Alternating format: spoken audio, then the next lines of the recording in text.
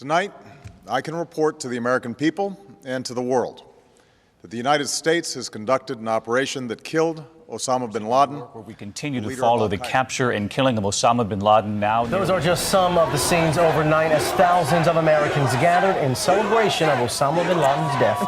Former Navy SEAL Rob O'Neill says he has thought about the mission every day since that May Day in 2011. For multiple conversations you had with Rob O'Neill over the past year and a half, how'd you get access? And you described that his head kind of exploded when you hit him. I actually hit him 3 times because I shot him twice when he was standing and once on the ground. That is the fucking American badass right there. We are not going for fame and we are not going for bravado.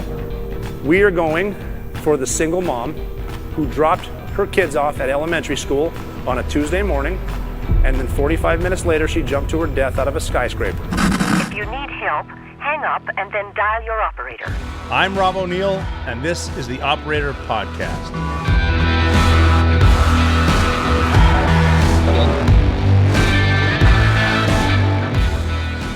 Welcome back to the Operator Podcast. It's been a couple weeks, but this is going to be fun. Happy 4th of July. I hope you had a great one. I laid kind of low myself and am enjoying a little downtime. A lot of stuff happening, especially politically and worldwide and overseas, the Middle East, if you can imagine that. We're bumping up more money to Ukraine, just like we said we wouldn't. And everyone just arguing with each other, just craziness. I went up to Maine, to Portland, Maine recently to do the Tucker Carlson show, and that's awesome. And it's fun just talking to someone like Tucker and then seeing the responses from people simply by asking questions about anything. Total party lines still without the ability to question anything. Just do what you're told. So I don't even feel like getting into that. Everyone's talking about that. Today, we're going to have fun. I'm interviewing former Navy SEAL, my teammate Scott Paget. I worked with him a long time ago, and he's one of the. We had some fine storytellers especially in this platoon, in Bravo platoon, SEAL Team 2. When we went overseas, the infamous Millennium Party in Bahrain, some things pre 9/11 stuff. We were doing a lot of training and just a lot of the culture that's fun. Instead of getting too political and getting all bro vet on people, just gonna tell fun stories. So I think you're gonna enjoy this. It hopefully is just some relief. These are just good stories about good people, and I don't think we get political at all, which is fine with me pretty much forever. So I'm hoping you're gonna enjoy this episode. We'll get to it in a second. I need to tell you about the sponsor of the show. Have you heard of StopBox?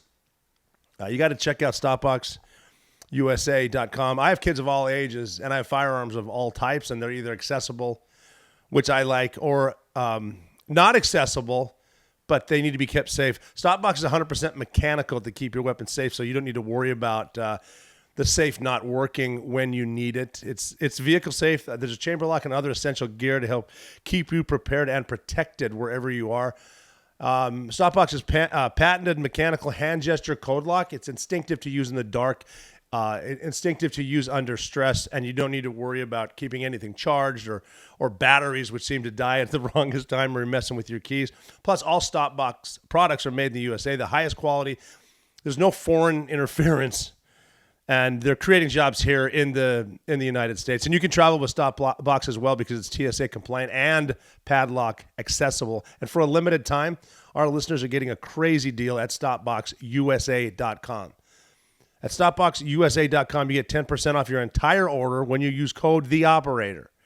And for even better savings, shop their bundles for the best deals on their best-selling products. Check out their bundles and save an exclusive 10% on site-wide when you use code THEOPERATOR at StopBoxUSA.com. Discover a better way to balance security and readiness with StopBox. So go to StopBoxUSA.com, use code THEOPERATOR so you can be prepared and protected wherever you are. StopBoxUSA.com, code THEOPERATOR. Welcome to this episode of the Operator Podcast. I would tell you which number it is, but I don't recall. Today's going to be fun, though. We're doing an in-person interview with my former teammates, a dear friend for, long time. Many years. The old school teams. Scott Paget. The vanilla teams. The vanilla teams. Let's see, it'd be about 26, 27 years. Yeah, SEAL Team 2. Mm-hmm. We were in the single greatest platoon ever assembled. Absolutely. What would you call those? How do you describe a platoon? It's 16 guys experiencing a Super Bowl of male bonding every single day they wake up. I think that's the case too. It is. We'll get into it, but like I remember when I first checked in, especially to SEAL Team 2, the level of humor, the level of morale that struck me that it kind of had it going on. It was awesome. I think that we had a special group of dudes who were all, professional and hardworking, and then the cherry on top was, a lot of guys with an awesome sense of humor. It was hysterical, right? Yeah, that was a good group. Yes, great group. How did we get there? We got to back up a little bit because everyone's got a story of how you got into. Well, where'd you grow up, first of all? I grew up in Houston, Texas. I was born in Smyrna, Tennessee, and then we moved to Houston when I was real young, and I grew up there pretty much my whole life. Yeah, and then you joined the Navy from Houston, then. No, I joined the Navy right out of college from Florida State. Okay. What was the decision? Yeah. Okay, so talk me through Florida State. How'd that happen? So I'm at Florida State. Things are going great. The football team was awesome. Deion Sanders. That's when they were first. Back in the day. Yeah, back in the day, as Jocko would say, right? And it was great. The school was like 3-1 girl to guys. It was awesome. I was in a great fraternity. Then they got kicked off of campus, but wait. You were in got kicked off campus? Yeah, it was a great fraternity. You've heard the saying, well, it's a great relationship until it's not, right? I was a Pike my freshman year, and then we got kicked off campus. But I went to Florida State to be an ROTC. For which branch? For Air Force ROTC. And I visited Florida State when I was 14 years old. And so, I saw the demographic makeup of the school. So obviously, as a young male, red-blooded American, I was like, I'm going to Florida State, right? It was really 3-1? Oh, yeah. Well, really? Florida State was an all-girls school up until like whatever it was in the 50s. So it was... It was awesome. Trickle down economics at this point. Yeah, exactly. It was lovely. I actually met a stockbroker like in the late 80s and 90s. He said he went to school there in like 1972, and he said it was like 7-1 girl to guy. So it was like he said it was just senoritas and margaritas all day long. So that was. I have a theory on some of this, like college football. Do you think that is a reason that Florida State was so dominant in football? Because a lot of dudes, you got to figure when they're coming out of high school, they're going to make a choice. And I mean, the football program, the ACC, SEC, but what about the pussy? Yeah, exactly. I think that. And the fact that it was in Florida, and the fact that Bobby Bowden, was a great dude, and he was a silver-tongued devil. He owned the living room, man. I mean, he could hustle.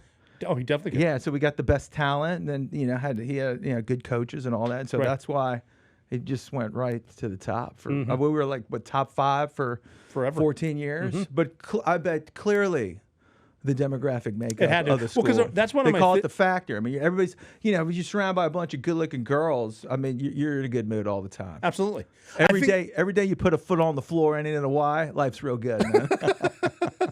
Because that's why I'm convinced that Notre Dame's never going to win another national title, because when you get that 6'8" dude that runs like a 4'4" defensive lineman, and he's got a choice, a private school in Indiana where the weather sucks, or I can go to one of the Florida schools or Alabama or Georgia. I'm probably going to pick one of those schools. I mean, I've been to Notre Dame, and it's a different universe. Yeah. They won a couple titles. A lot of titles. smart kids at Notre Dame. It's an awesome school, right? Yeah. And they're not. I don't think they like bend the academic requirements to get in much. Notre Dame? Yeah. Well, no, not so much. The Seminoles probably did. Yeah. There's not a lot of latitude for them to. Be pliable in a given situation. I used to say in college when I was out, they're like, well, what'd you study? And I said, well, I got a bachelor's in economics, but I minored in situational ethics. And everybody would, oh, that's so fascinating. What is that? No, it's like, well, it's under the school of psychology, but, situational ethics means I've got a moral latitude to fit into any given situation the way I want it to. And the girls be like, oh, that's so fascinating. Yeah, man. Just bullshitting them. Yeah, oh, totally. Situational ethics. Yeah, That's really a minor. It's very, very handy as you go through life. How was the academics? You said he got booted off campus freshman year out of the fraternity. Well, the fraternity did, not me personally. The fraternity they did. got booted off. Pikes. It was a great fraternity. And then with them out of the way, then Lambda Chi rose to prominence. And I'll give a shout out to all my Lambda Chi buddies. Nicely done. I became some of my closest friends on the planet. But they had an awesome fraternity. I want to tell them they had an awesome fraternity because the Pikes got kicked off of campus. Because I'm assuming that's kind of a party school. Yes, we were traditionally in the top 10 of the party schools. But I think what happened was I got into Florida State, I think because they wanted somebody from Texas because, I wasn't, I didn't have that good of grades or an SAT. But now Florida State's impossible to get into because, the football team does great. Then everybody donates a bunch of money. And then they get a medical school. And then you see it's cyclical. Then it starts stair-stepping. And now there's a lot of really smart kids. Yeah. And they've really raised the academic standards. So. And how were the academic standards then when you were there? Pedestrian. What was there a specific incident that got the fraternity kicked off? Yeah, I don't really want to get into Fair that. enough. I'll get into anything else, but I don't want to get into that. What got spikes? Yeah, all right, it's not a good look for the fraternity at all. Were you in the frat house? No, I didn't even get to that. It so I pledged a freshman year, and it was a great group of guys. But then the sophomore year, it was spring semester when the incident happened, and then we were gone. And you can't even talk about the incident? No. Okay, that's fair. No, it's not a good look for the fraternity. That gets rid of a whole bunch of questions for me. Let's. So the fraternity was a little nuttier than the ROTC. Yeah, just three guys decided to make a bad decision with a girl, and yeah. So we're not at Duke lacrosse level. Yeah, no. Okay, good. All right. I don't want to get into that either. Yeah, I'm starting to sweat in my new red, white, and blue shirt over here. So then the ROTC, was that a full year in doing the Air Force? I'll tell the viewing audience I made it one semester. One semester. So I want to be a fighter pilot. Just a brief history. Everybody in my family. The men had all been in the military. My grandfather and his three brothers, my three great uncles, were all in WW2. And so the military was always in my blood. I used to read military history books all the time. And my grandfather on my dad's side was a fighter pilot in flew the F-4s in the Pacific Theater. Really? Yeah. The F-4s? So I'm going to go be in the Air Force. I'm going to be a pilot. And I get there. And it's just an abject disaster. It's just stone cold misery, And so you're doing the things, you're doing the drills, and then they're trying to have some form of military order, military rank. But there's a guy that's 6 months older than me telling me what to do, and he's just a stone cold fucking loser, and I'm just miserable, and I'm like, this is just fucking gay. I'm done. I'm out of it. There's no way. So I'm not a quitter because you don't quit quitting. It's the single worst habit a human being can ever have. Yeah, it's terrible. So I hustled. I hunkered down. I was like, I'm gonna get through this semester. I'm talking about the situation I described was like day fucking one. I was like, this is terrible. What you show up on day one and there's some dude that's the same age? Well, yeah. It's just like going to, they're just like, all right, this is what we're gonna do, and so you're marching around and they're doing inspections, and it's just with a bunch at the time. It wasn't like they had been in the military and done anything. It was just like they were playing military, right? Yeah. Right. What now? You're not in a barracks, so we lived in a dorm, but it was like Sally Hall, and then we had our ROTC floor where there's some dudes. And how does an inspection work? Is it uniform inspection or room inspection? No, it's just not like a Bud's room inspection. No. You got fucking 13 sophomores. No, so we were normal in. students, and then we would play ROTC and have formations and go to ROTC class, but it was just too much. But I couldn't do it. There's credits for that, right? Sure. No, it was that's why I had that's really why I had to finish, because I was getting credits for it, right? Yeah. But so we would go to the classes, or we would march in formation. You have some dude yelling at you at 6 months. How many days a week would you do that? It was way too many, way too many. I don't even think. Well, if I had to really think about the commitment, it was 2 or 3 days, but not the full day. It was just a couple hours. But it was too much, man. And it wasn't so much the commitment; it was the people that were involved. Yeah. Well, I mean, there's got to be some? Is there like active duty enlisted and officers there somewhere, or are they just on a shore duty? Yeah, but I mean, think about the officer, the type of individual that's running ROTC at Florida State, right? We're not talking about tip of the spear type of dude. He's not not in the cockpit of an F-15. Yeah, no. I mean, they were wonderful people, but you kind of gravitate towards the leadership or people that have actually accomplished things. You know what I mean? In terms of having like a professional respect and. So that I mean, would you ever go run ROTC? I'm not saying. Would I go run it? No, but I'm trying to think of myself at the college age. Like, I don't know how I would. I can tell you what, it's a great way to like pick up an MBA or a PhD or have some really great work-life balance with your family to go do. Yeah. But if you had to pin me down, I would say it's completely fucking JV. Yeah. Yeah, right. Because I got a Marine buddy who was one of the guys that I grew up with, and he joined the Marine Corps 2 years before I left for the Navy, and he was enlisted, and then he got picked up for one of those Seaman Admiral type things, and they sent him to Tulane, ROTC, and he said, "Look, you're probably not going to make general." Not going to the Naval Academy, but I also went to Tulane for 4 years, and that was worth it. Oh, sure. Yeah, I mean, I love New Orleans. It's like my favorite city on the planet. Shout out to New Orleans. It's a wonderful city. I spend an enormous amount of time there. And yes, I would go work at Tulane for the ROTC. Now, to run ROTC, I might pick Tulane. The first speech I gave was to the Tulane football team. Nice. Yeah, and it didn't work too well. They went out and got crushed by like 40 points. Playing in the Superdome. They had a lot of fun, man. A lot of fun. Oh, dude, that's cool. You had some relatives go there, right? Yeah, I had an aunt and uncle. One of my favorite aunt and uncles went to Tulane, and then I had two cousins that went to Tulane, and my mother went to LSU. So we got some deep roots and connections, because my whole family's from Arkansas. So I had some of the players. I wrote a kick-ass speech, I thought, but some of the players from Tulane said, "Yeah, we're not that good because everyone that's good from here goes to LSU." Like if you're really good. I mean, it's I mean, they've had a decent team recently. They have the Saints there, and they have the Pelicans, but I mean, LSU is the dude. It's Saints you've been to game. Death Valley, yeah. No, Saints game. They just won the college baseball World Series, but LSU athletics reigns supreme, man. I haven't been there. I got to go.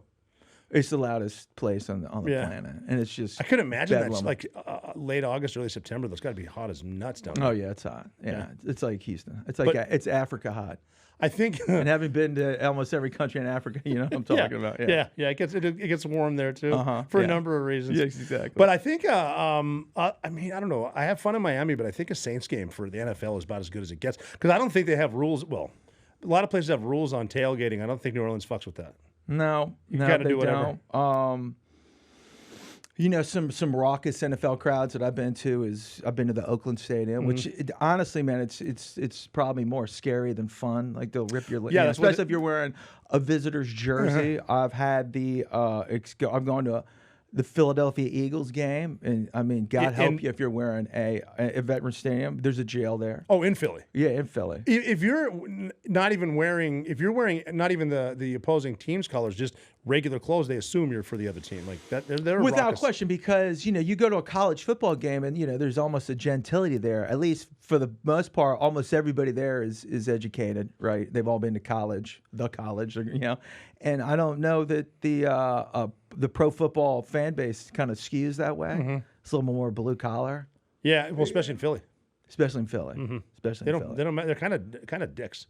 But I love them. They're tough to watch Phillies or an Eagles game with. No, it's great. Brotherly love. They're all awesome. My dad's from Philly, Bluebell, Philly. Right? Yeah, no. I mean, it's a wonderful city. They're great people. They're just not, you're getting the mouthful. Well, and then all the stadiums are right there too. That's near South Philly, and then you got the mothballed ships there. I gave a speech at wherever the Sixers play. It used to be the Spectrum. I don't know what they call it now. It's one of those Wells Fargo / whatever. And I was doing a little PT down there, running around the piers, and I ran into the USS Pigsty, the USS Austin, which I did my first marg on, and then I think the Kennedy was there, which we did our strike on, which tells the listening audience how old we are. Yes, but so ROTC at Florida State. How do you graduate Florida State? Then how does Navy? So come what up? happens is I had some, wound up some friends of a friend of a friend. I was working at this Giacomo Brothers Pizza, which is a wonderful organization. It was so much fun. And they had a friend who was a AA baseball player at the time named Billy, and he was really cool. And I got introduced to his cousin, who I met by the name of Wally Graves. And I started talking to him on the phone because I thought it was just like the coolest thing in the world, Navy SEAL. And that's where I first got it. I was like, what's it like being a Navy SEAL? And he said, it's like the Super Bowl of male bonding. There every it day. is. And I was sold. Yeah. And that's when I first got introduced to the Navy SEAL nomenclature. And Wally was like, you've met my cousin Billy? And I was like, yeah, he's cool. He's like, hey, dude's a fucking soup sandwich, isn't he? And I was like, soup sandwich? He's like, yeah, take 2 pieces of bread and pour some soup on it and then make it a sandwich. Yeah. And then if that sandwich could be a person, that's him. That introduced me to the Navy SEAL, like how they talk, and they're just ball breakers, right? Total ball breakers. Yeah, it was like, so what's like being a SEAL? I don't know, knee deep in brass and hand grenade pins. Yes, that's another one of my favorites. Rescue the... People are like, what do you... I'm waist deep in shell, knee deep in hand grenade pins. Yeah. Knee deep in grenade pins, yeah. Yeah, saving the day, getting the girl, And Standard Wednesday. So then I'm like hooked. Mm-hmm. So then what did I read? Then the Rogue book, Warrior. Rogue Warrior, Yeah.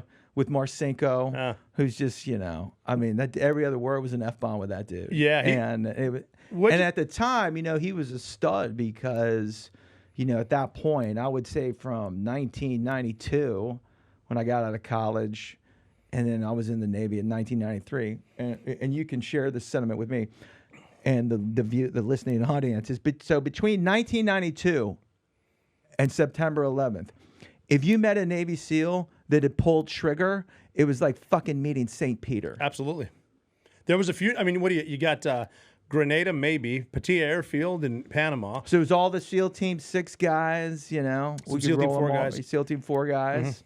Mm-hmm. It was few and far in between. And they didn't do much. Even the West Coast guys in the first Gulf War, I don't think they did much. And then Mogadishu, we had a couple guys in there, but that was all Rangers and Delta. Yeah, and then you fast forward to after September 11th, you got guys that kill people more. They've killed more people than smallpox. Right? They were getting to do the job. I would say when we were when I was in the beginning, it was all practice. Yeah, all the fucking time. They had that. That's when they used to say train like you fight, but then we just turned it into train like you train because there's nothing. Until Albania. You and I both went to 2 different summers. Went to Albania. Yeah, exactly. It's gripping. That was the first place I got shot at, but it was just a measly drive by. It wasn't like we didn't have legions. I remember I was with Ashley and Jeff Lemons, and we had to go. The Marines dropped us off on and heloed right into where the embassy was. It was empty.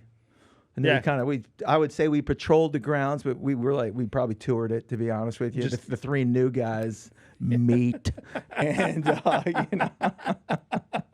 and just to brief everybody, Albania, the government thinking quickly, had a Ponzi scheme. Like the whole country lost $2 billion.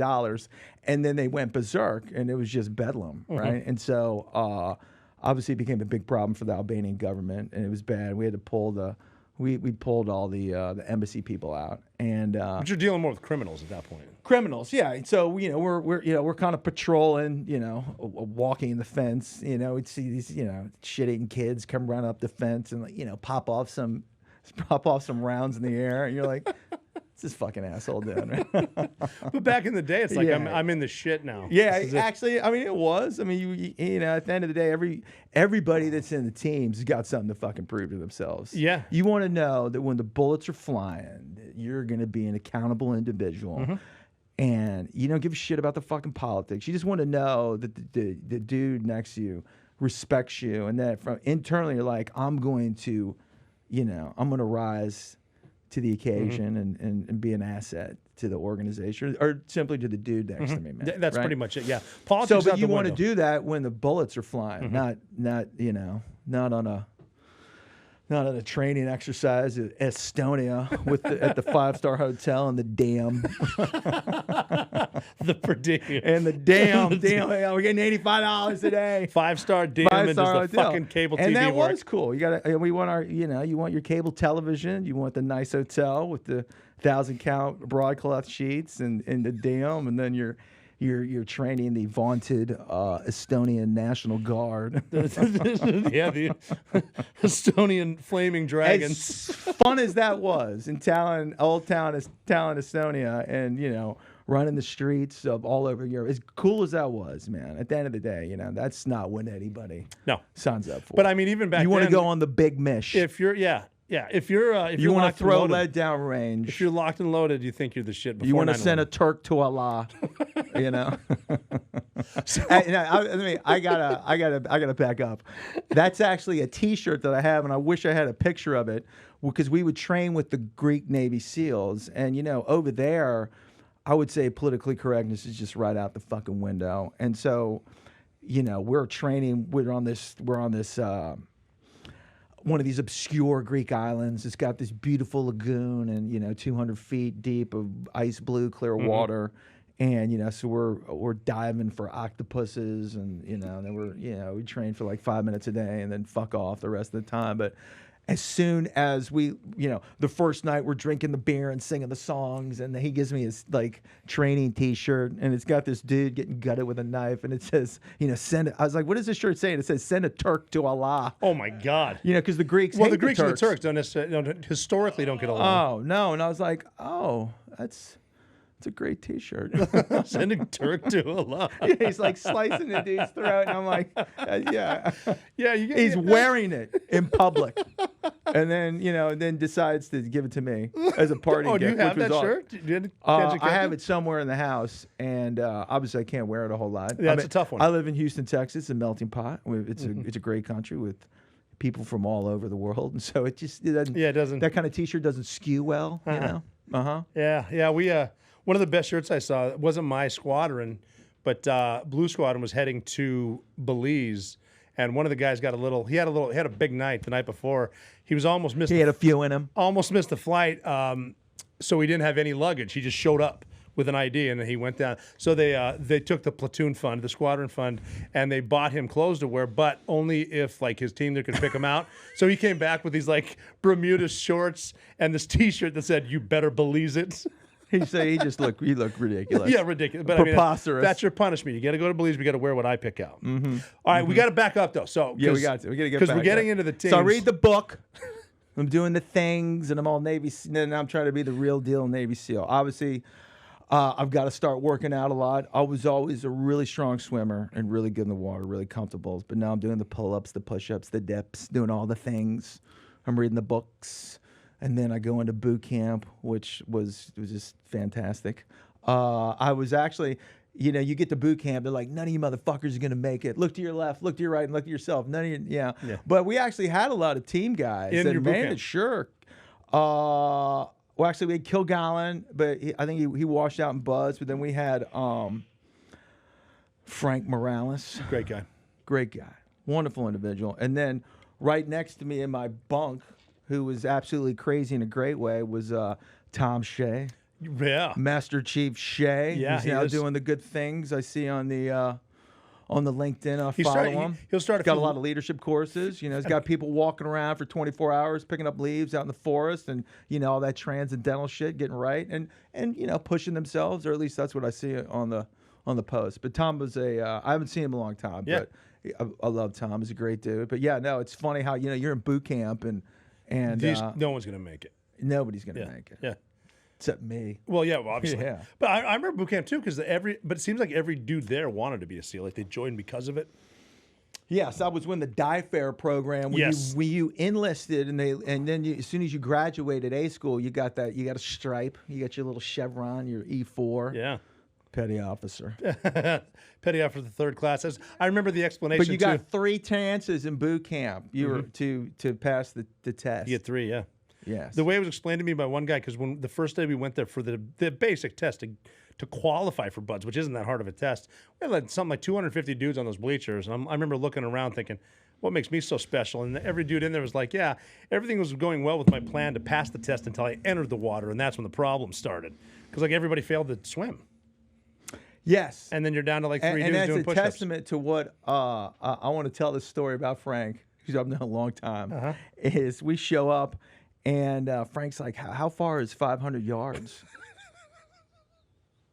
And I was like, The fuck are you talking about? 500? You never? And Frank's like, I don't know how to swim. And I was like, you're from Puerto Rico, dude. The whole the whole island's surrounded by water. How the fuck you not know I how to don't swim? know how to swim. So, dude, I shit you not, man. At boot camp, I don't think he could swim 5 feet.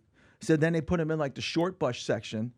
And they, at the screening test? And they at the screening test, and I shit you not, by the time we were done, he passed the fucking test, man. He got 3 tries and he learned how to swim. Learn how to swim. From learning how to, that just shows you like the mental toughness and like what if you want to do something in a controlled environment.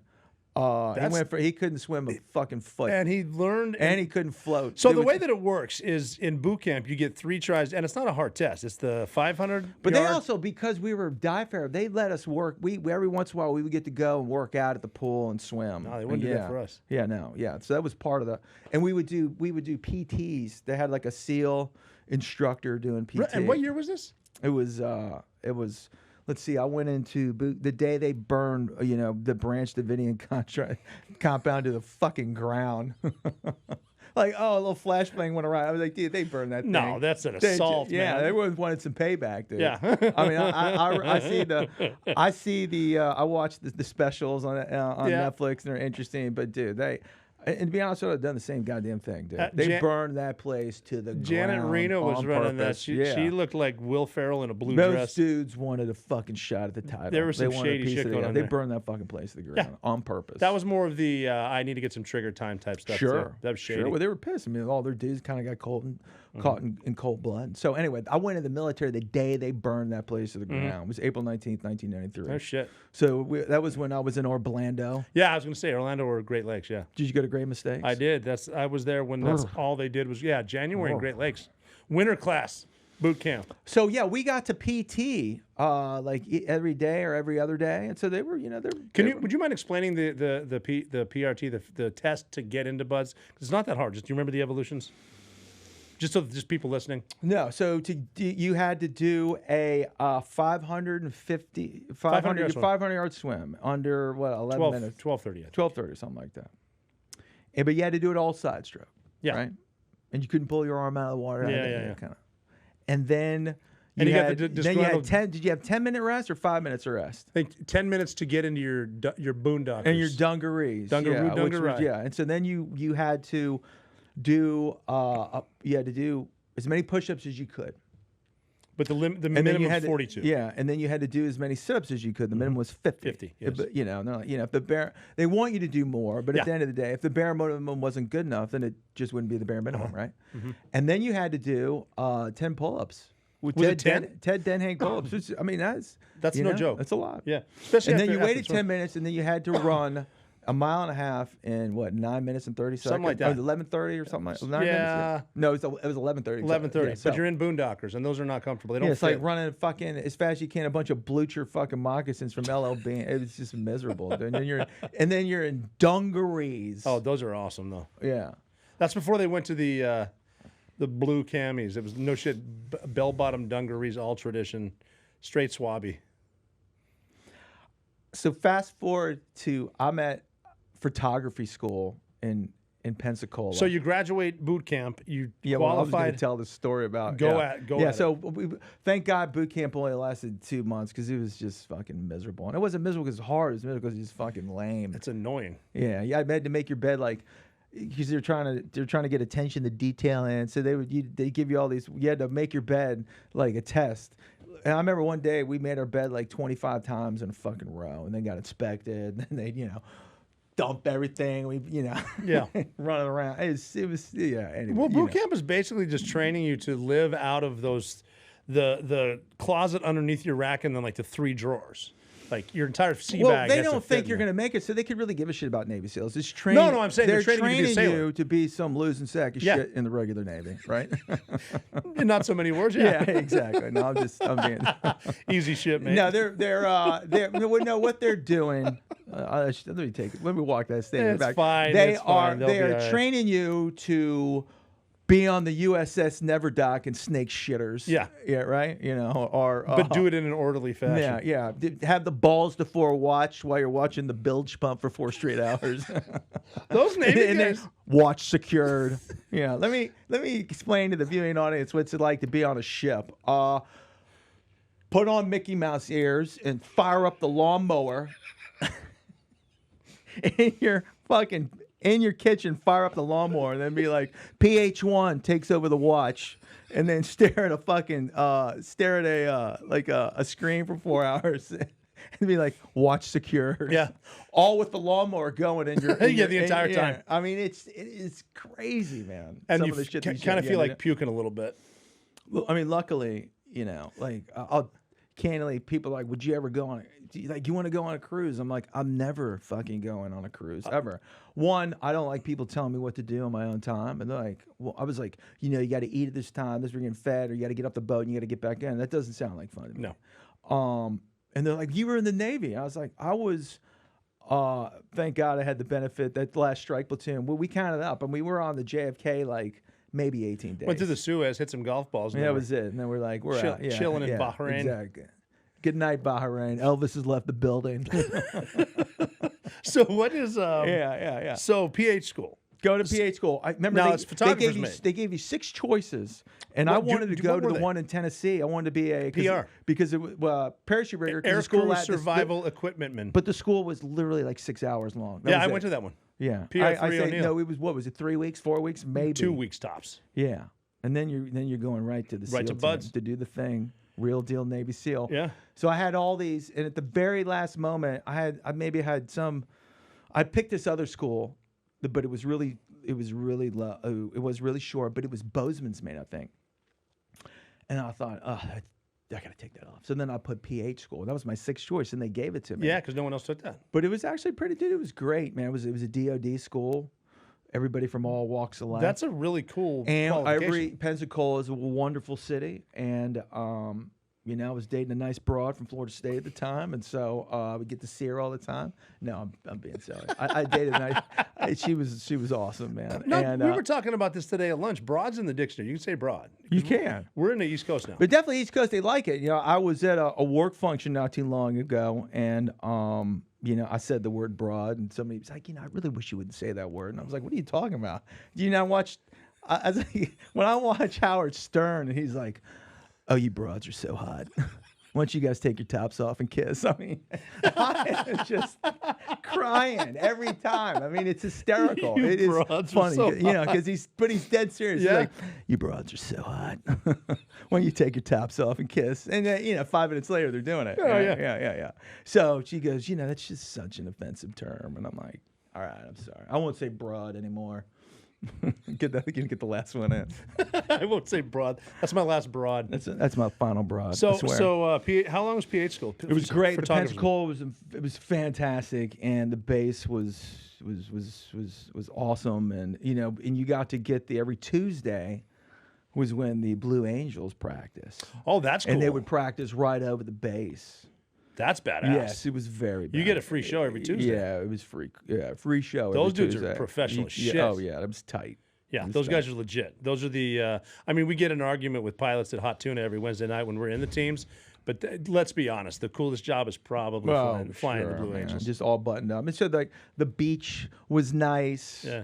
And so I had to re-qualify for the SEAL test. They made you take it again. They did, and I'll never forget this as long as I live. So they there was like one SEAL, and he had some bullshit billet on the base, but he was the one administering the test, right? Yeah. But he was real cool as a senior chief guy. But I obviously wanted to make sure, I really wanted to be there. The motherfucker picks I get to retest. They pull me out of class, and it was like 11:30 in the day. All right.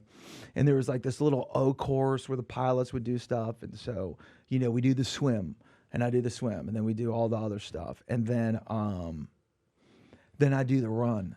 And the run had a little bit of topography, and we went 2 laps, and we went through the woods, but there was a lot of it in this field, and it had sand.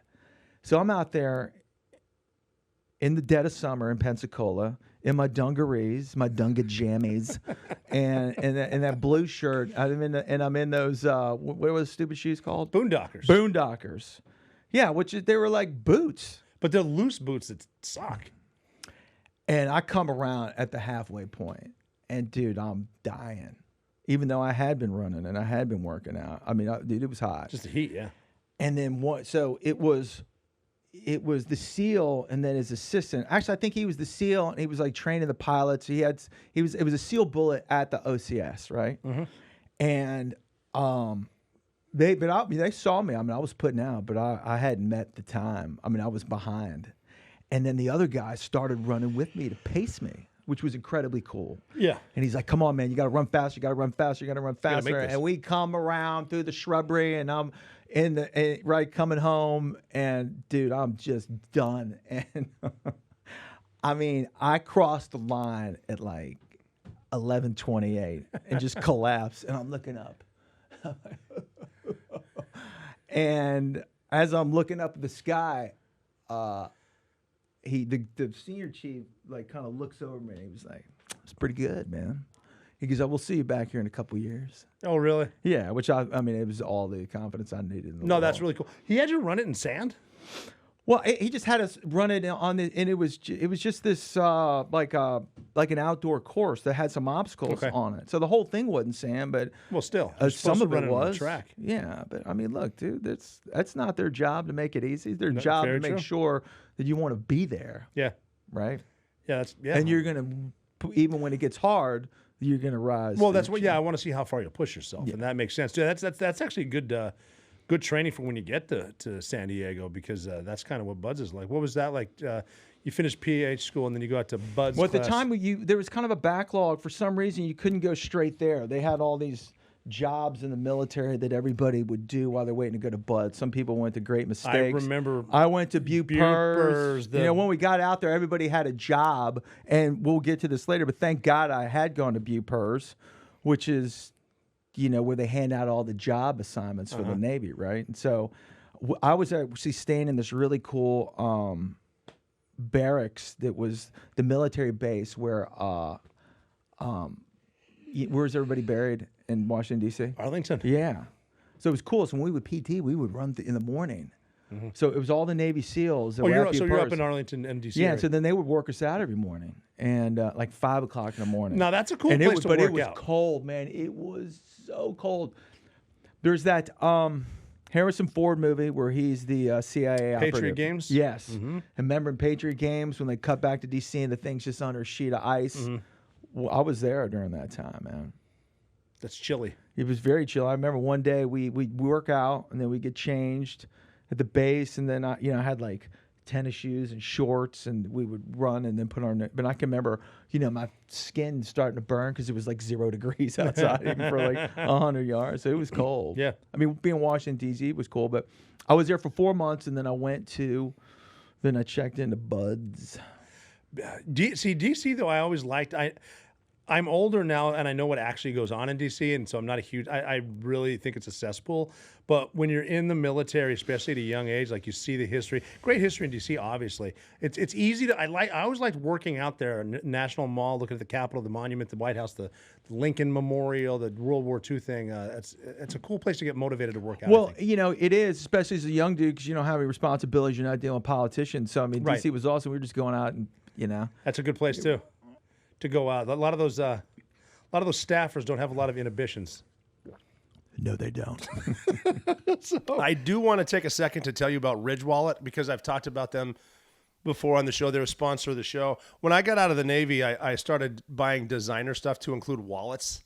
And it always seemed like no matter how much I spent, you just get a big brick that you could carry around in your pants. But check this guy out. I got a Ridge Wallet right here. This is one I carry with me now. Look how small that is. Listen to that design. You can fit 12 cards plus cash in this wallet, and it just fits right in your pocket. Very sleek and smooth, like you're climbing a ladder. I mentioned it before. Very slick in the front. It's made with premium materials like aluminum, titanium, and carbon fiber. Who doesn't want a titanium and carbon fiber wallet? And there's over 50 plus colors to choose from, and all Ridge products have a lifetime warranty. Also, it would give you peace of mind knowing Ridge has RFID blocking technology, so you don't need to worry about the digital pickpockets that are out there, and they're out there.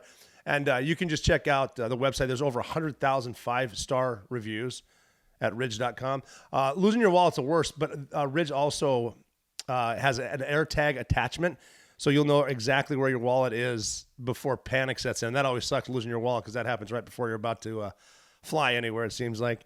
And Ridge isn't just about wallets. They create premium everyday carry essentials like key cases, suitcases, rings, all built with the same sleek, durable design. And no matter what you pick, Ridge has free shipping, a 99-day risk-free trial, and a lifetime warranty on all of their products. So for a limited time, our listeners get 10% off at ridge.com by using code THEOPERATOR at checkout.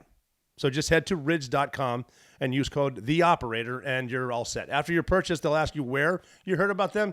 Say you heard them from The Operator. So go to ridge.com, use code THEOPERATOR. Oh, so you leave DC, fly out to Bud's, and that's class, what is it, So I class up in 195? 195, and and then you're doing the thing. What was it like now when you first got there? What's your impression? Like you're in your dress whites or dress blues or whatever you're in. What's it like when you check in? Are you intimidated? Do you know any stories other than Rogue Warrior, or what are you thinking? I had there's a guy named Pete Musselman who was an awesome dude. His dad was a 2-star general, right? Yeah. And then Pete, I hung out at Bupers with Pete, and he had left Bud's. I can't even remember why, but he went to Bupers, and then he got to go right back. And so Pete, would tell us all the historical. He would just have us rolling every day telling Navy SEAL stories, because there is. Let's be honest. The instructors are there, and for one, they've gone from a job that's you're just drinking water through a fire hose every day and it's 100 miles an hour to hanging out with a bunch of dudes that don't know fuck all about anything. And one, they're concerned with your safety. They are 1,000%. Yeah, you wouldn't realize that going through either. Yeah, no, and they do want you to make it, but they're not going to cut you any slack whatsoever, because that's not their job. Their job is to look after you, make you safe, and make sure that you're doing what you're supposed to be doing and meeting just the bare minimum standards. And then you're also there for their fucking amusement, because let's be honest, they're bored to tears. Yes. So they're not busting your balls during the actual evolutions, because but dude, I think to be able to articulate to people is there's downtime while you're waiting. And when that downtime is, that's when you get zapped, because those dudes are bored as fuck. Out of sight, man. And they're gonna they're gonna get the pound of flesh out of you. Yeah. Just showing up is like talking yourself into an ass just whooping. Just breaking balls, man. Hide, dude. Just hide. Yeah. I don't think I've ever spent an inconspicuous day on this planet. What did so man? So I check into the teams. I check into the teams. I check into Bud's, and I had a because of Pete, I had the benefit of he'd take me through the whole process, and this is all what's going to happen. So I feel like I was really was I prepared? Yeah, for what was going to happen and what we're going to do in terms of not. If I'd just shown up, if I hadn't known Pete Musselman, I wouldn't have known Dick. It would have been different. But I knew exactly what was going to go on in classing up. And so I get there, and I check in, and then you're in PTRR, whatever it is. And so then, you work out a bunch, but then there's also a lot of dead time. So they got you snaking shitters and cleaning toilets. And I was at the mess hall, serving food. Yeah. And I was like, oh, this is definitely Richard Marcinko shit. Man. Yeah, right. So serving rice and gravy. But somebody's got to do it, right? Yeah. I didn't know they did that but you're not classed up. So PTR is before you class up. So yes. And I remember this. I was like the second day, and I was at the mess hall, serving the slop. And this dude next to me, I think he had gotten rolled. And, so he was helping out too. And he was like, man, Paget, he's like, dude, they're going to be all over you. And I was like, what do you mean? What the fuck are you talking about? And he's like, I'm just telling you, man, your mannerisms and the way you act and the way you look. He's like, dude, they are going to be on you like white on fucking rice. And I'm like, oh, that's nonsense. That's preposterous. I think if I look back and I reflect why it's like my facial, what I'm thinking is on my face, and that's probably the biggest. Like if I'm thinking, and my brow furrows, I just look pissed off, or like I got an attitude problem. So anyway, fast forward, man. We class up the first day, and you march in, and it's just bedlam, and their instructors all over you, and they're giving you a bunch of shit, and we're doing pull-ups And I mean, I hadn't been there 60 seconds. And we're doing pull-ups, and I'm doing the pull-ups, and this dude's yelling at me. All of a sudden, I hear this instructor. Comes from the top rope. He's like, "That dude's got a fucking attitude problem," and he's pointing at me, and I'm like, "What the fuck, man? I'm just sitting here minding my own business. Why's your foot up my ass?" This fucking guy.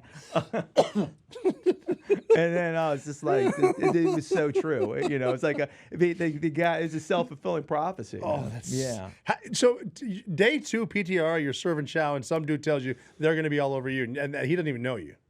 No. Just got that look. But he knew the system enough to know, right? It's like that dude over there who's either 25 or fucking 50 has got an attitude. I was like, how the fuck did I get here, man? So, and the pull-ups too. I had trouble with pull-ups, and I need pull-ups because I don't have any ass. You know, I can do pull-ups all fucking day long. I was not good. I got special attention. The remedial PT. Mm-hmm. That's fun. That's where I did get a lot of attention, but also, you know, you make that shit makes you hard, dude. Right? I guess so.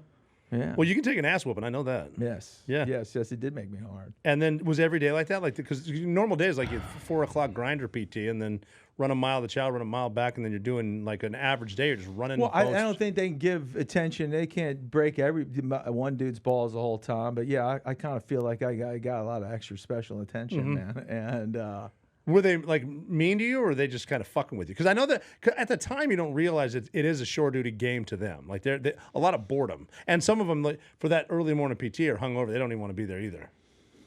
Well, at the time, they would split up PT. I don't think you can do that anymore, but like one dude would do the PT and then one dude to be able to run.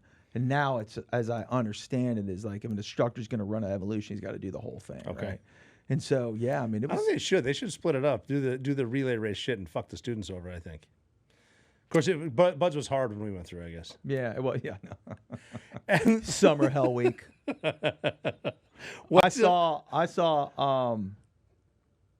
I saw Graves at a SEAL thing not too long ago, and I was like, we were talking about classes. Like I said, you were in 190 heaven.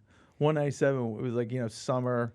Yeah. They had a really good officer who wound up dying at like during STT at AP Hill. Really? He saw like some piece of ordnance, and I can't even remember his name, but he picked it up for some reason. It got blown up. And Jesus. Yeah, so Graves was their Graves had been a stuntman like on Walker, Texas Ranger. Get the fuck out of here. And he went to Buds and quit for like a girlfriend. And then comes back like 20 years. But so he went through Buds with 90, and he was like 38. But he was like shredded. Actually, I saw him this year, man, during the rodeo, and he still looked awesome. So he quit. But anyway, so their leadership, that officer, I can't remember his name, and then Graves was the LPO, and then they just had like a lot of really good dudes, like Chris Kaplinger was in there. I don't know if you know. Yeah, him, I do. But yeah, and they just had a nice, easy, smooth 197. Yeah, we called it 190 heaven. Yeah, it's but they were like if you think about 193. I mean, I think they graduated like 13 people. Yeah. They had a winter hell week. It was rough, right? Rough. That is a difference, too, because the winter hell week, I mean, you're in Southern California, but boy, those are cold as balls. The winter hell week classes are always small. Mm-hmm. I was 208, and we had, I want to say 206 or 205, graduated like 7 originals. That's insanity. You can barely carry a boat. Barely. No, you were dying. I thought hell week, I kind of rose to the occasion. It was awesome. I can remember Steel Pier on Monday night. So Hell Week is you start on Sunday, you don't really sleep until Friday. Yes. And then explain Steel Pier. So so this whole time, this first 5-6 weeks, I'm getting the fucking shit hammered out of me all the time, man. So now it's just going to be a week without sleep. Well, yeah, whatever. I got this. And so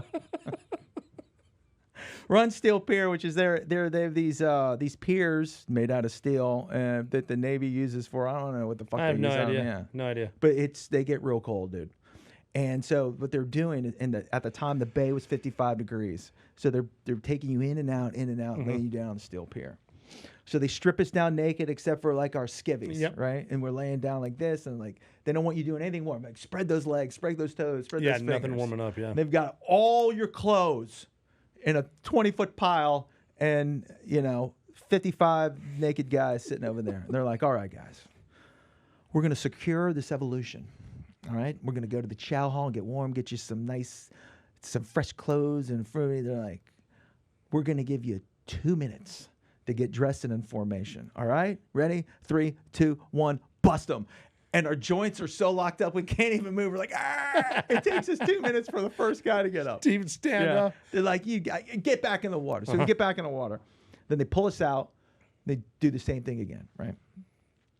But now our blood's moving a little bit. And they're like, all right, same thing, guys. Got a nice warm clothes. Got a chow hall. It's going to happen. All right, ready? 3, 2, 1, bust them. And this time, like, one guy gets up and he's helping like the others. And this time we all at least get up and make it over to the pile. Like, back in the water. Get in the water. Okay? Now it's the third time. Now our joints are a little more open because we've been in and out the water. Third time, they're like, "Are ready? You guys ready? Ready? 3, 2, 1, bust them." Everybody runs over to the pile, and you hear this guy's like, "Who's seen my shoe? I need my shirt. It says Simmons." And you were all like, "Dude, just fucking put something a goddamn on." shirt on. It doesn't need to we don't even come close. No. Back in the water. It's designed Fourth that way. time, they're like, "You guys ready?" Now everybody's like, "Arr." We run over, and it's just fucking bedlam. I put on pants. I couldn't even zip them. They were so small, dude.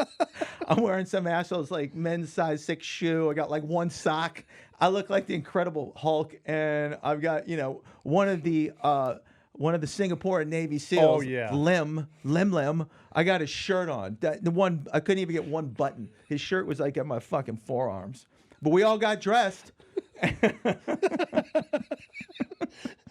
I love how it's designed that way, and they do that shit. Yeah. The move they did with us, we did something similar, and you're wearing other people's shit. They get unhappy, they throw you in the water wearing someone else's clothes, and then they make them start taking your clothes off in the water, and you think you're getting colder. And dude, But at the beginning of that evolution, there was a dude next to me, and I'm not gonna say his name, but he's the whole time they're like, "Guys, man, you guys are cold. Wait till Thursday.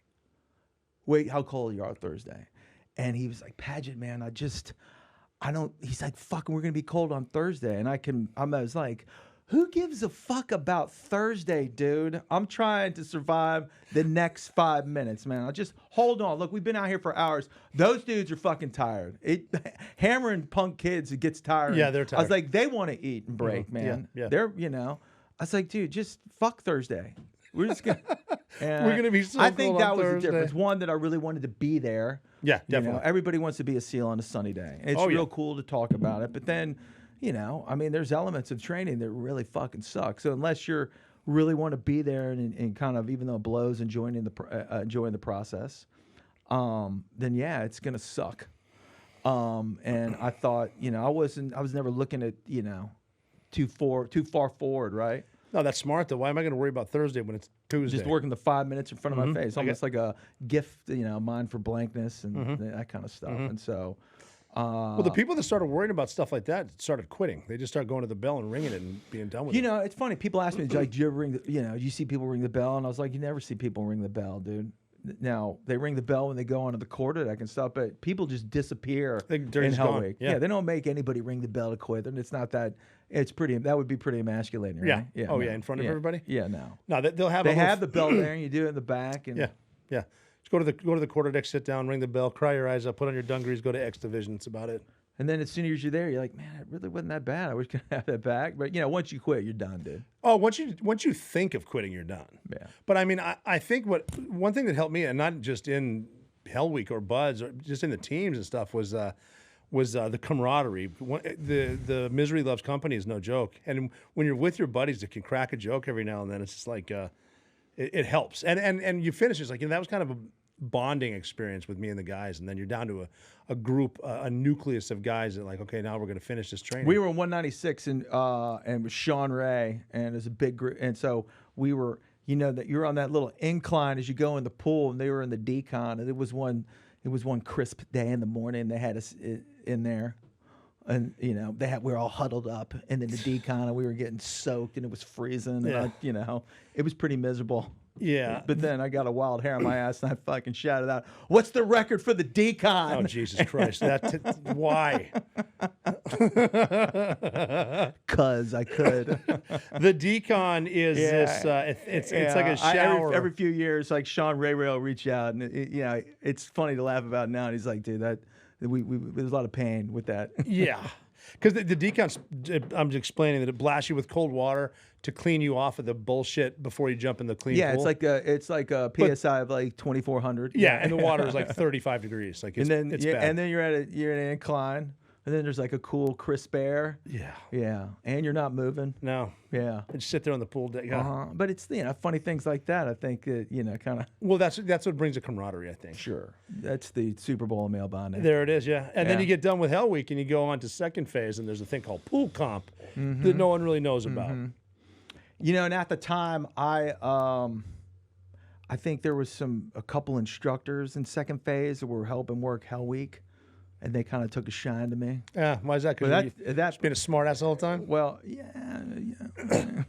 Just more commentating than anything. Just adding my 2 cents. Yeah, exactly. I think the biggest reason was that, was in those evolutions during the downtime when they would hammer us. Is you got some guy screaming at you with a bullhorn in your face, asking you questions, and you're like, what? I just found that portion really it was very hard for me to not start laughing my ass off, and that yeah. And so then they thought that I wasn't serious. I was real serious during the evolutions because they're seriously hard. Well, yeah. And if you're not putting the fuck out, then you're seriously going to get run the fuck out, right? Yeah. But that downtime when they're just sitting around waiting on the evolution. Well, yeah, somene's talking to you 2 feet away with a bullhorn. It's a little funny. What the fuck? What are you doing, dude? I can hear you. Yeah, exactly. Yeah. Yeah, I had an instructor in second phase not beat me with a bullhorn, but stood there. Worst beating I've ever had, and all he said was on your belly, on your feet, on your back, on your feet, on your belly, like 2 hours of that. With a bullhorn, we're just here, dude. So I ran into a buzzsaw at Dive Phase. They were all a bunch of old SEAL Team 2 guys. The worst. Lieutenant White, and he was just this big, huge. He was a stud, and he had all his underlings and all the E5 Mafia, all these instructors. They were all, at the time, they were all super serious and super squared away and super studs and super up my fucking ass, right? And it just seemed to get worse and worse and worse. And, at the time, getting hammered in dive phase isn't, the hammering time's over. Now you need to start learning shit. And And so I, like I said, it just got worse and worse and worse. And then like in the first part of dive phase, like I didn't do that good, man. They were in my kitchen big time. Mm-hmm. So then I got rolled to 196, and then I was rolled and it sucked. But, I started, working extra hard to be even more comfortable in the water. And I came back, but it didn't get any better. Yeah. And then ultimately I failed pool comp. And to be honest, to be very candid, is if the instructors were all, even though they were hard as fuck, they were all very professional. And if I had performed the function to the level they wanted, then I would have passed, but I didn't. Yeah. Can you describe pool comp just so people know what it is? Because I think it's the hardest evolution in BUD/S, I think. Without question. Yeah. Especially if, especially if they're in your kitchen making a ham and cheese omelet, right? So you got your dive rig on, right? But they have this kind of Sea Hunt 1950 breather where, you exhale in one hose and exhale in the other. And, you got your fins and you dive along in 9 feet of water. And then the instructor swims down and just fucking, just annihilate you, right? Yeah. And then it's awesome because you don't have any air, and then you are getting pulverized. And then there's a series of tasks that you're supposed to perform in order without O2. And they want you to have like a clear mind, right? But the thing about it is what happens is, if you're comfortable in the water, the shit's actually really fucking easy. It is. And if your mind's clean and you're cheese, right? You're yoga and you study karate and you're Bruce Lee be water. It really is. It's incredibly easy. But what happens is if you're not like that, and the minute you don't have air and you get even the least bit of water, and you dude, all your muscles fire and it eats up all your O2 like in an instant, and you're fucking toast, man. Yeah. I mean, you are toast. And now you're dealing with something. Now you're just like the issue too is you're breathing compressed air at depth, and if you panic, you might want to bolt to the surface. Then you're dealing with Boyle's law that the pressure and volume are inversely related, and if you're breathing compressed air, it's going to expand. Arterial gas embolism, you can kill yourself. And the instructors are watching that, so they're kind of on edge too. They don't want a student, because they don't want to lose their fucking job. And then the sequence, because if you exhale, they turn your air. There's so much going on that you really gotta focus. Chest strap, waist strap, or the weight belt, knees. Look at it, O2 on, like all that shit's in order. And people get fucked because that water it'll make a believer out of you quickly. It was. So look, I mean, full disclosure, those guys were awesome instructors, and I was hard as fuck. At least I thought I was. And, I mean, if I had done what I was supposed to do, then I wouldn't have failed. But, I mean, they were hammering the fuck out of me. And, yeah. And so, extra attention doesnn't help. No, especially not in dive phase. No.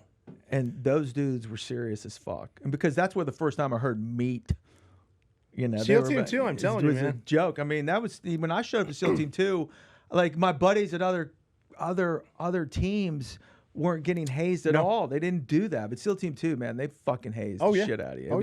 It was par excellence. I mean, it was like the day you walked across the quarterdeck, you were going to second. Yeah. And so you kind of, obviously instructors don't haze because it's a different kind of command, right? Yeah. But they were serious. Yeah. All right. So I get rolled and it's blows. Yeah, I can remember being ultra depressed, but I was very fortunate because those all those enlisted guys that I'd worked for at Bupers hooked me up. So instead of going to the USS Never Dock and Snake and Shitters, I got to go to the EOD command right across the street. And so if I had gotten sent back to the Navy, I would have been there like 2.5, 3 years. So no, you got dropped, not rolled. No, yeah, the first time I got rolled to 196. Yeah. And then 196, when I failed it, I got dropped. But you went to the EOD command. Yes, and you'll That's see a much you better can see deal. the pictures over here where I'm swimming with the dolphins and doing the thing. That's an EOD school? Okay. Yes. I wasn't sure if you just put up some pictures of you on vacation. It was the so they had the dolphins to protect the harbors. Heard about those. And so that was the actual EOD team back on the bay. But I was at the group. There they are right there. Yeah, I was at the group. Oh, lovely. Look at that guy. Look at that guy. What's that dolphin doing? Oh, it's a nice head of hair.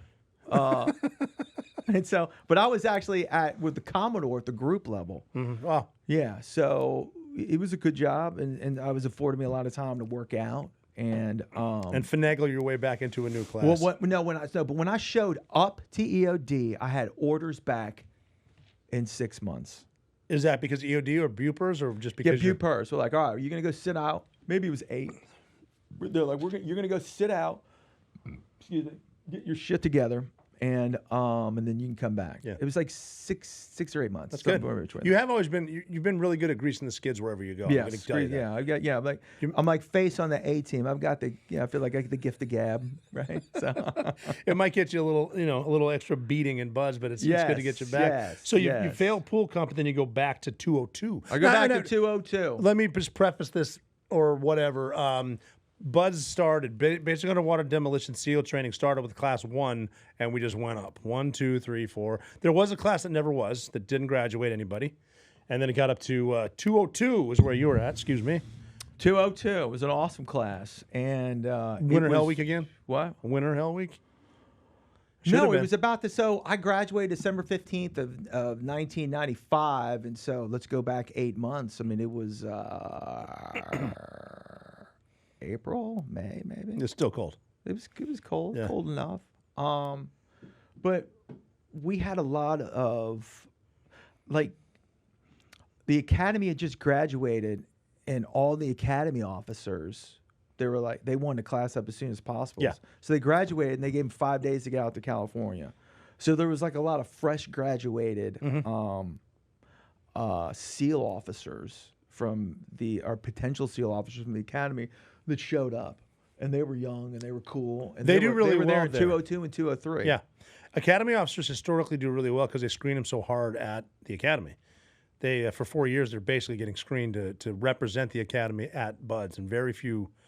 I think they're above 90%. And the dude that actually saved my life, that was actually one of the most transformative people I ever met was Chandler Comerford, who was on the boxing team at the Naval Academy, and he was from Boston, but he was just like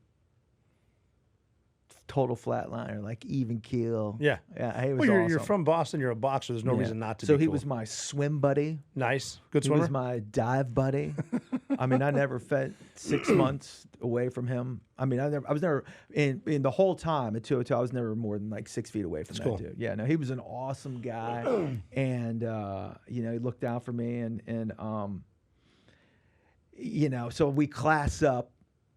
And this is the only time I ever saw him, like, even remotely lose his temper. And so we're over there by the, we're the dive officers. We're over there by medical. We're waiting. And I think some instructors walked by, and I hadn't seen him, but I was just, being me, right? what were you in first phase or second phase? Yeah, no, we're in first phase at this point. Oh, fuck. Okay, what did you say this time? I didn't say anything. I was just there minding my own business, but I was probably being loud and demonstrative. And Chandler just fucking snaps. And he's like, Paget, fuck. Could you just be inconspicuous for 1 minute in your life? And then I looked at him. I was like, dude, it's never going to happen. And the instructors heard you? And he started laughing. No, he started laughing. No, they were like way away. And so we were just coking and joking while we were waiting to go march somewhere. Yeah, right. But they were close enough that Chandler was just like, was alerted to him. I wasn't paying attention. Yeah. And why get the instructors over there? Why? Yeah, there's no reason. No. Yeah. We were just minding our own business. And so, we get to Hell Week. And I was putting out, man, big time. Like, big time. And they saw it, the instructors did. And I felt like I was just getting better as Hell Week went on. And at the very end, they're shaking our hands on the beach. After Hell Week. Yes. Yes. And fucking Lieutenant White comes down. And he's like, Paget, you've had an epiphany. He was like, you come back to dive phase, it's going to be a lot different. Really? He's like, just keep your fucking head down, keep your mouth shut. Just for the love of God. And so then I was like, dude, it was just, I was on fucking planet. I was like, this is fucking awesome. Yeah. I'll never forget that moment as long as I live. That's very cool, though. Yeah, No, it's one of those light at the end of the tunnel type that things. motherfucker, yeah. And he was like, Paget, you did really good, man. He goes, you've had an epiphany, son. Yeah, good. Who was he? An officer? He was an officer? He was the OIC of dive phase. Yes. Well, dude, if the OIC of dive phase doesn't like you, then it's a bad day. He was serious as a heart attack. Okay, that's good. That's good. So then I came back, man. Pool comp was fine? Yeah, fine. I can remember in pool comp, like you can lose, once you're super comfortable, you can use your tongue as like a flapper valve. Right? And so, even though you're getting a lot of water in there, you're still getting O2. You're oh yeah, when you lose your when you're comfortable, tube, yeah. it just sucks because you're breathing air and drinking water, but you're not. All your muscles aren't firing, using up all your O2. So I can remember like that when I went back to pool comp. I passed it the very first time, but I can vividly remember during the evolution, like kind of chuckling and laughing because. They were beating me, and I'm but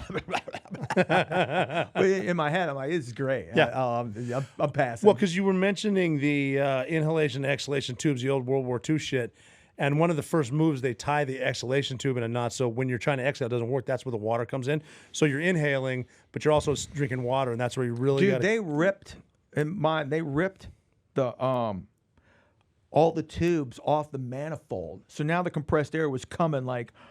Right now, and I can remember like some of the air bubbles like catching my eye where I could kind of see underwater. Like there was so much oxygen and it was coming in my. I was like, and that's when I started laughing. I was thinking, this is ridiculous. Man, come on, dude. Yeah, yeah. Think of the compressed air just coming right out of the manifold. Yeah, without the tubes. So but you got to get air. Got to breathe. But once you're comfortable, that's the key. That's the key to it. Get comfortable. That's it. I mean, it sucks, but just panicking is not going to help you. Strong in the water, and because I've got I really cut up I've always got like a fine winter pelt on me. You know, I didn't know that I got out the buds. I can I can sit in cold water forever. The winter pelt, like a you fine winter pelt, like a northwestern beaver. Yeah, I love it. So then we went through. So the dive phase was good. Yeah, and then I thought the island was hard too. That's the last part of Buds. Third phase, the island, land warfare, 40 straight days, no days off. The range demo, all that shit. What did you think of the island? Did you have a good time out there? Well, you know, by that time, 202, there was a lot of really good dudes in that. And, yeah, sounds like it. And we were all pretty close. And let's see, we had some real salty guys. Courtley was our OIC. Yeah. The officer corps was really good. Comerford and the whole bunch. And a lot of the lower enlisted dudes obviously were awesome. And so what did I think about like the island was, you know, it just kind of, I mean, you're out there for a long fucking time. Is it 40 days or 30 days? I thought it was 40. Yeah, you were there a long time. Because remember, we had the calendars, you entered the chow hall. Oh, dude. Right? I just remember, you know, you had to be really locked in because you didn't want to get a bunch of safety violations and get the boot. You know, it's a lot more mental, right? You got to be thinking, it is. right? And I think they started with, you got to do the, in a full load, do 10 pull-ups before you can eat. And then it gets to 30. But now I can do pull-ups all day. At that point, the you should problem be for able me to. was because I didn't have any fucking hips or strength, you know, was, you know, we would talk about, like, he wasn't in my class, but Quinn Fiona, having played hockey, like, he loved running Frog Hill. Up that hill. Where, I mean, I could, you know, at the end, every time I supporting my knees just to get the top of it. Yeah. Or, you know, having to carry that 200-pound dummy, Oh, whatever fuck it was. him, It was, yeah. or getting, no, it was getting manifested with the, remember that steel pallet? Yeah, we did the flights. Yeah, the and they flight. would make you make airplane noises on the way Yeah, down. let's get a manifest. Yeah, flight manifest. Flight And then- manifest. Yeah, I can remember that being. I can remember like that sucked. The It really food did. was good out there though, because like it was awesome. That was probably the best shape I've been in my life because there's like no soda, certainly not drinking, good food, working out all the time, like, and you're doing evolution like the Frog Hill or the 10 pull-ups or both before every meal. Getting some sleep if you don't fuck up because the favorite thing out there is get wet and sandy every hour real on the good hour. swims. In our, you know, it was swim pairs, but you know they had some disparities between some of the swimmers, and so we would like I had a 3-man swim crew. And it was with Chandler, and he was a really good swimmer, and then a guy that played water polo at UCSD, So he's Kevin pretty Vance, good. big, He's a pretty good 6'5", yeah. And so we swam together all the time. That's a So good the crew. swims were fun, man. Yeah. You know. Did you guys do the first night swim, the shark appreciation Yeah, swim? I was like, whatever. That kind of freaked me out a little bit. We don't not a lot of great whites in Montana where I grew up, so I wasn't sure what to think at the time. All I know is like if I'd love to have a 3-man pair or a 2-man trio, whatever you call it, because the great white gets an option. He's got a. So this is where my practical mind and with the instructors are full of shit. There is no way in hell those guys would ever put us in the water where there were great whites because our safety is paramount. Yes. And what instructor wants to explain to the CO and the safety board review that Rob O'Neill got killed by a great white because they thought it was funny. Yeah, I was just, like the whole time I was like, "This is the biggest bunch of bullshit." Well, there are great whites out there, but also in clear water like that, you're not on the menu, and they know that. The great whites aren't going to come at you because they know what you are. You're not fat enough for them to waste the energy to try to eat you. And when great whites bite you, it's by accident. That water's too clear; they're not going to do it. Having said that, it's it's out there at night with the phosphorescence and those fucking sea lions that mess with you. Those will scare you a little bit. It was so I remember. But that's a good point though with the safety. And I admit it, those dudes in dive phase, my first time around, those motherfuckers were in my kitchen, big time. Yeah. I know they were making ham and cheese. Yeah, they were living rent free in Paget's grape. That's what the kids say now, living rent free. Rent free in my head. The second time around, like with the Shark Week, this is a bunch of fucking horse shit. Well, at that point, there's no way. Well, I would say I'm not lucky enough to have a shark and buds for me. It's just my saying is on a 2-mile swim, a great white wouldn't kill me. He would grab me after I finished and take me 2 miles out and make me do it again. That's what would happen. That's it. Mm-hmm. You're not lucky enough to get killed by a shark out there. It's never happened. The only seal to ever get attacked by a shark was in Hawaii on his day off by a tiger. I mean, you got a better chance of winning the lottery. Mm-hmm. Yeah. You really do. More people die a year from coconuts falling out of a tree on their head. Mm-hmm. Mosquitoes kill how many people? Mm-hmm. Yeah. Mm-hmm. Well, that's some fun stuff to digest too. I wanted to take, I'm not sure who said this before, but a pregnant pause. I don't know what that is. I've heard it at the range. If you've been to the range or the shoot house or whatever, I'm sure you've heard someone say that. Maybe it means something. I don't even know. I haven't looked it up, but a lot to digest, a lot to bring in. A lot of fun, though, just sitting around BS and proving that it's okay to have fun and not get all political. Not that we would, me and Paget, but, I wanted to unload a little bit of that and get you used to the language. And we'll come out with part 2 of this great interview very, very soon. So just digest that. Keep a positive attitude. You're never out of the fight. See you soon.